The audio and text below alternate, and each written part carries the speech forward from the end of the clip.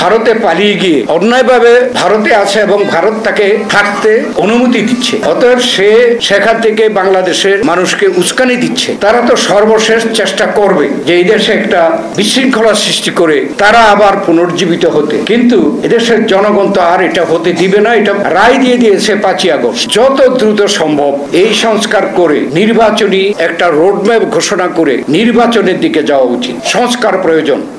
যত দ্রুত সম্ভব এই সংস্কার করে নির্বাচনী একটা রোডম্যাপ ঘোষণা করে নির্বাচনের দিকে যাওয়া উচিত। আজকে যে বাংলাদেশে যেসব ষড়যন্ত্র চলছে এটা খুব স্বাভাবিক।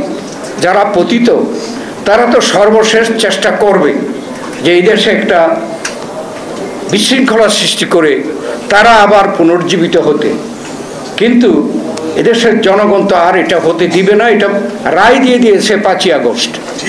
অতএব এখন আমাদেরকে সকলে ঐক্যবদ্ধ থাকতে হবে।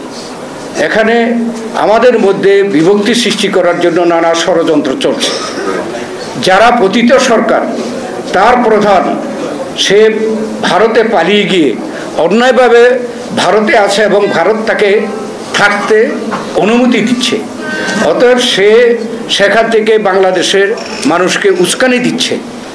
এটা দেওয়া স্বাভাবিক। তার মনোব্যথা, তাকে এই দেশ থেকে পালিয়ে যেতে হয়েছে, সে তো চেষ্টা করবে, কিন্তু আমরা তো সচেতন থাকতে হবে। আমরা সকলে ঐক্যবদ্ধভাবে এটাকে মোকাবেলা করতে হবে। আপনারা দেখছেন এই সরকারের সময় অনেক দাবি নিয়ে হঠাৎ করে কিছু লোক দাবি আদায়ের জন্য সংগ্রামে নামছে। একটু গভীরভাবে দেখলে দেখা যায় যে এর পিছনে হচ্ছে ওই পতিত সরকারের লোকেরা, এবং তারা গ্রেপ্তারও হচ্ছে।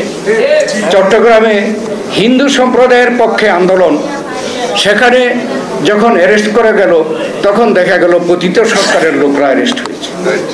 অতএব তারা ষড়যন্ত্র করতে পারে, কিন্তু আমাদের তো দায়িত্ব হচ্ছে এদেশের ছাত্র জনতা গত 16 বছর যাবৎ আন্দোলন করে এই জুলাই আগস্ট মাসে চূড়ান্তভাবে গণ অভ্যুত্থান সৃষ্টি করে আজকে যে সরকারকে প্রতিষ্ঠিত করেছে, সেই সরকারের দায়িত্ব এই সকল ষড়যন্ত্রকে ধূলিসাৎ করে দিয়ে এদেশে এমন একটি নির্বাচন দেওয়া যে নির্বাচনে জনগণ তাদের নিজের ইচ্ছা মতো পছন্দ মতো লোককে স্বাধীনভাবে ভোট দিতে পারবে, এবং তাদের নির্বাচিত সরকার এই বাংলাদেশকে ওই যে গণতন্ত্র, আমাদের মুক্তিযুদ্ধের যে চেতনা, গণতন্ত্র, স্বাধীনতা, সার্বভৌমত্ব, অর্থনৈতিক মুক্তি এবং দেশের শান্তি শৃঙ্খলা পুনরায় এদেশে প্রতিষ্ঠা করবে।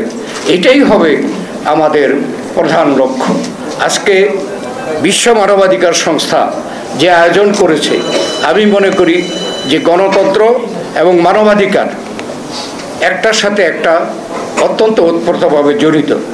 এদেশে আমাদের সকলের ঐক্যবদ্ধ প্রচেষ্টা হোক, মুক্তিযুদ্ধের মূল চেতনা গণতন্ত্রকে আমরা প্রতিষ্ঠা করি, জনগণের মতামতকে প্রতিষ্ঠা করি। জনগণের মতামত প্রতিষ্ঠা হলে এদেশে মানবাধিকারের সকল ইস্যু এখানে সমাধান হতে বাধ্য, এবং মানবাধিকার অবশ্যই এখানে প্রতিষ্ঠিত হবে।